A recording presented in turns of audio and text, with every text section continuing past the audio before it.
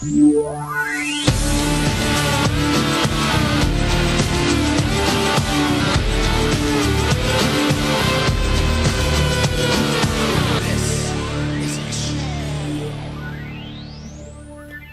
to Kayfabe Korner, the ultimate gateway between wrestling's past, present, and future. I am your host, Armand Olia. On Sunday, the WWE will be hosting their second largest pay-per-view of the year, SummerSlam, emanating from the Barclays Center in Brooklyn, New York. Now, there are many matches on this card that make it essentially one of the best SummerSlams of the year. For example, Ronda Rousey versus Alexa Bliss for the Raw Women's Championship, Seth Rollins versus Dolph Ziggler for the Intercontinental title, and Roman Reigns versus Brock Lesnar for the Universal title. However, the match I'm looking forward to, and the match I think is going to blow every other match at SummerSlam out of the water, is a match between two future Hall of Famers, two former Intercontinental Champions, two former World Champions, two men who have clearly exemplified what it means to be a face and a heel, and two men who have absolutely built up a match 8 years in the making. I am talking, of course, about the match between The Miz and Daniel Bryan. Now, there's a lot of things that we need to cover before you even watch this match, and we have probably about 20 minutes to make it happen. So, let's not waste any time. This is my breakdown of The Miz versus Daniel Bryan.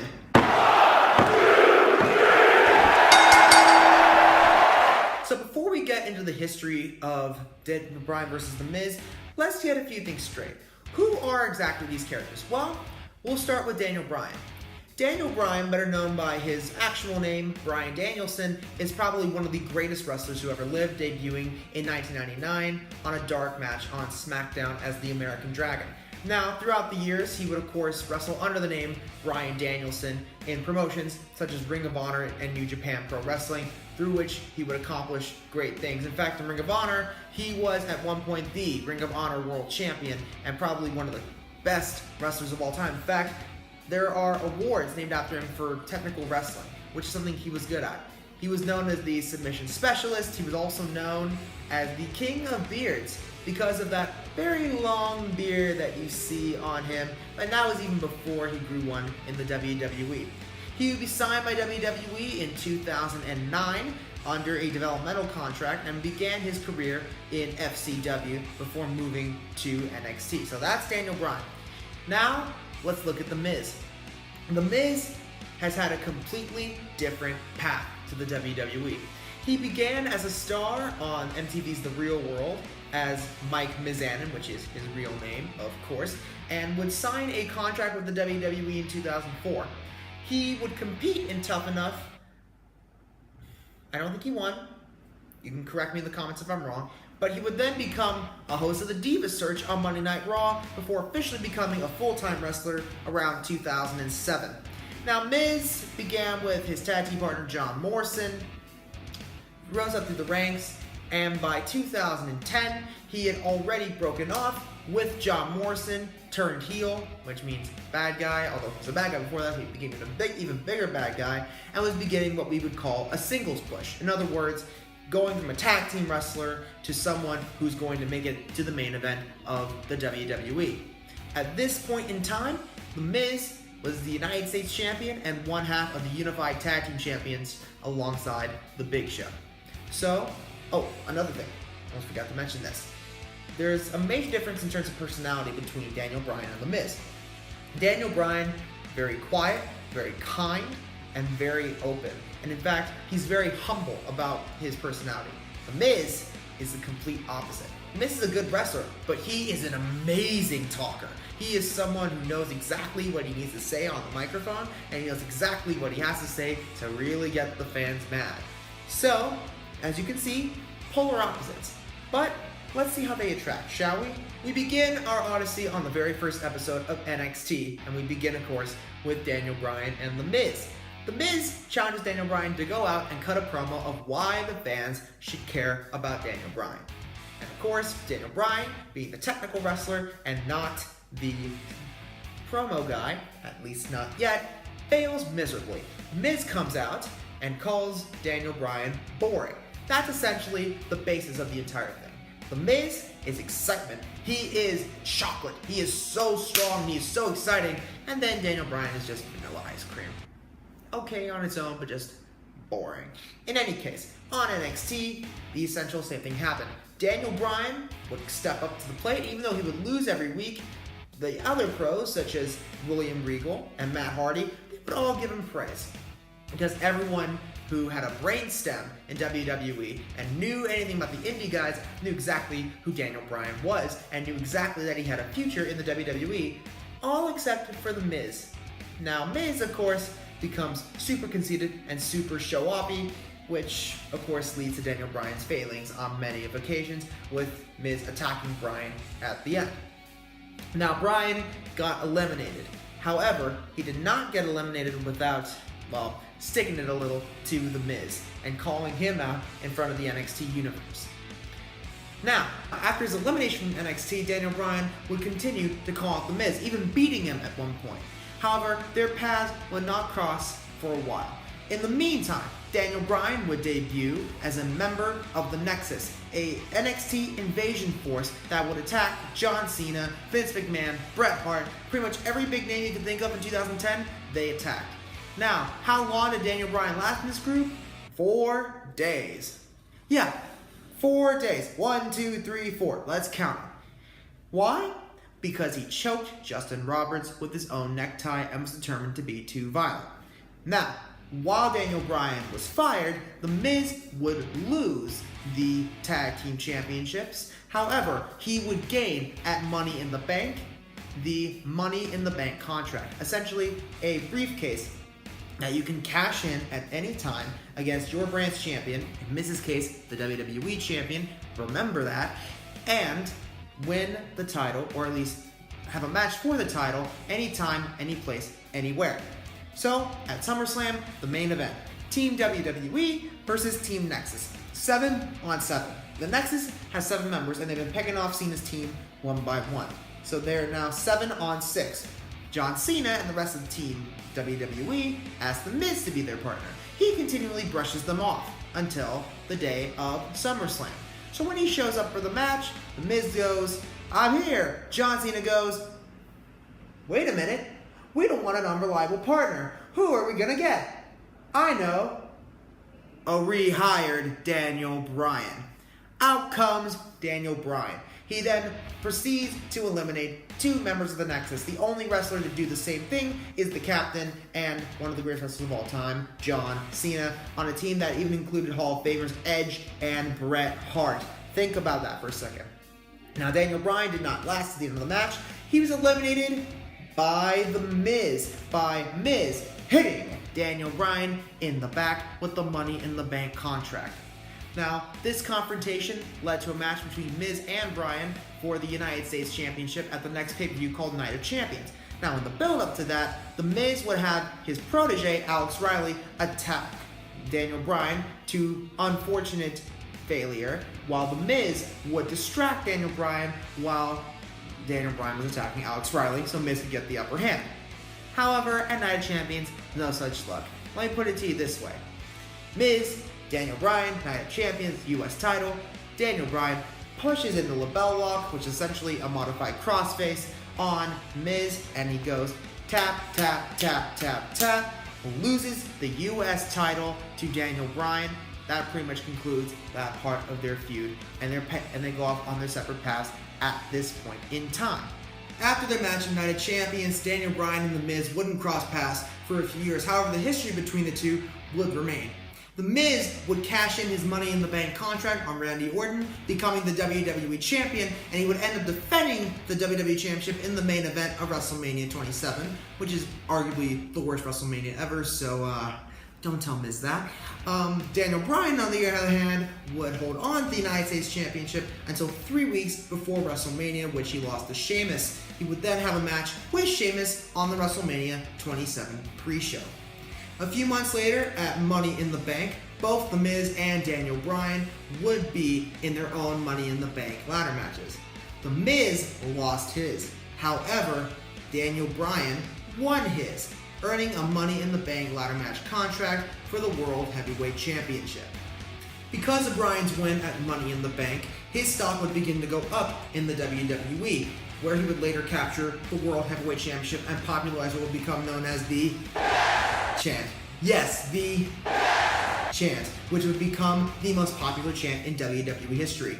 The Miz, however, would sink from the top as the WWE Champion to the upper mid-card, becoming more and more and more irrelevant, winning his first of what would become 8 Intercontinental Championships on July 23rd, 2012, the 1000th episode of Monday Night Raw. After that win for a few years, The Miz would go into obscurity, even turning face for a while, which is very much unlike him, while Daniel Bryan's momentum even increased, leading to a SummerSlam 2013 match in which Daniel Bryan beat John Cena in the main event for the WWE Championship, only to have Triple H turn on him, then Randy Orton cash in on him, and lose the title in the most anticlimactic way possible. However, The Miz would not compete at that year's SummerSlam. He would be the host. And in fact, throughout these next couple of years, The Miz would either be a commentator or an occasional wrestler. He would never truly have his own moment to shine on these pay-per-views, while Daniel Bryan would take the main event plateau and pretty much face the Authority, which was the combined forces of Triple H, Stephanie McMahon, Randy Orton, Kane, Jamie Noble, Joey Mercury, later Seth Rollins, Dean Ambrose, Roman Reigns, Batista, the New Age Outlaws. I can go on and on and on and on. But still, let's just say the list itself is pretty big. So, anyway, before WrestleMania 30, The Miz would come back with an arrogant movie star character, showing that he could not really get hit in his moneymaker, otherwise known as his face. He would become very arrogant, very snooty, and came up with a list of only catchphrases, including, "When my hand goes up, your mouth goes shut." It would begin a huge resurgence for The Miz, while Daniel Bryan in the main event of WrestleMania would go on to win the WWE World Heavyweight Championship. However, fortunes suddenly reversed a little bit, because after that win, Daniel Bryan had to vacate the WWE Championship due to neck problems. He would retire the next year due to concussion problems. More on that later. In the meantime, The Miz would actually rise up in popularity, winning again and again and again and again the Intercontinental Championship, often through very dirty means and weird shenanigans. After Bryan retired, Shane McMahon, the commissioner of SmackDown Live, chose Daniel Bryan as the first GM of SmackDown Live in the beginning of the second brand split. Now, The Miz in the WWE draft was chosen by SmackDown reluctantly, because Monday Night Raw had drafted the United States champion Rusev, and that's just something that Daniel Bryan did not want was The Miz, but he needed the Intercontinental Championship. As a result, The Miz was drafted to SmackDown. After coming into SmackDown, the two would resume their feud once again, starting with that infamous episode of Talking Smack, in which Daniel Bryan called The Miz a coward to his face, where The Miz would turn on him and call Daniel Bryan a coward because, quote, he wouldn't book the Intercontinental Champion on SmackDown. Now, keep in mind that's not an actual quote, apologies, but yeah, you get the point. Miz was pretty upset. This led to one of the best promos in WWE history, and after that, The Miz would start stealing Daniel Bryan's moves, turning the yes kicks into the it kicks, the yes drop kicks into the it drop kicks, and of course stealing the running high knee, the move that Daniel Bryan had debuted at SummerSlam to defeat John Cena for the WWE title. Now, Daniel Bryan was still retired, and that's exactly how everyone thought it was going to be. And everyone thought Daniel Bryan, too, once his contract was up, would leave WWE and wrestle somewhere else. However, in 2018, the unthinkable happened. Daniel Bryan was re-cleared to wrestle, and so he came out of retirement and ended his term as SmackDown General Manager, but not without pulling one last little punch. Drafting The Miz from Monday Night Raw, where he had been for most of 2017, to SmackDown Live, which would restart truly in earnest the wrestling feud between Daniel Bryan and The Miz. Now, it had been brewing for some time since WrestleMania in April. However, the first true origins of the feud that we have right now was when The Miz would essentially ban Daniel Bryan from Miz TV, which was Miz's talk show within SmackDown, as well as holding a funeral for Team Hell No, Daniel Bryan's tag team with Kane, during the time after he lost the World Heavyweight Championship, but before he won the WWE Championship. And they had a brief reunion, in July, so that was a pretty big deal for the pay-per-view. In any case, for weeks, it would involve The Miz sneak attacking Daniel Bryan. And after Daniel Bryan put out a challenge, essentially, Miz said, "Oh, you are not on my level. You're not my equal. You will always be the NXT rookie."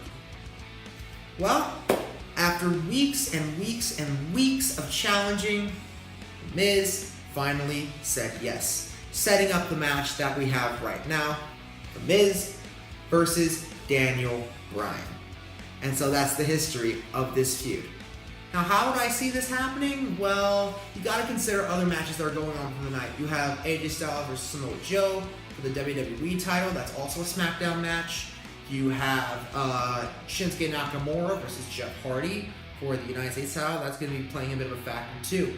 My best guess is that right now, the Shinsuke Nakamura versus Jeff Hardy, Randy Orton is really coming in, and his goal is to obliterate new superstars. There are actually a few possibilities that could happen here. But the first possibility, and actually all of them, will end up with one thing. The Miz will win at SummerSlam. I hate saying it, but it's going to happen. And he's not going to win clean. He is going to win by some interference or some shenanigans, most likely either from The Miz's wife, Maurice, or by a surprise attack by Randy Orton. So now I'm going to book this out a little into the future. What will happen is this. AJ Styles will defend against Samoa Joe. AJ will win. Then The Miz will challenge AJ for the WWE Championship around Survivor Series. Miz will win, again due to shenanigans, become the WWE Champion. At the Royal Rumble, Daniel Bryan will win the Rumble, and they can do a great storyline with that, because every year Daniel Bryan gets closer and closer and closer and closer and closer to winning the Rumble, but he's never actually won it. And that would set up Daniel Bryan's Royal Rumble victory for a WrestleMania 35 epic main event, Daniel Bryan versus The Miz for the WWE Championship. And that's where you get Daniel Bryan the win. So that's it. That's Daniel Bryan versus The Miz. I hope you enjoyed this. Just one last thing though. We are going to do a little challenge for you. The challenge is this. Give us a little bit of a little promo magic. So give us a promo about what you think of this show, what you think of Kayfabe Korner. The prize, $30. I am not kidding. There is actual money on the line. The best promo will get $30. All you need to do is do your promo and put it in the comments section. We will watch it and we will critique it, and you will actually be notified personally by me if you've won $30. In the meantime, thank you for watching, and let's just say today this is too sweet. I'll see you next time on Kayfabe Korner. See ya.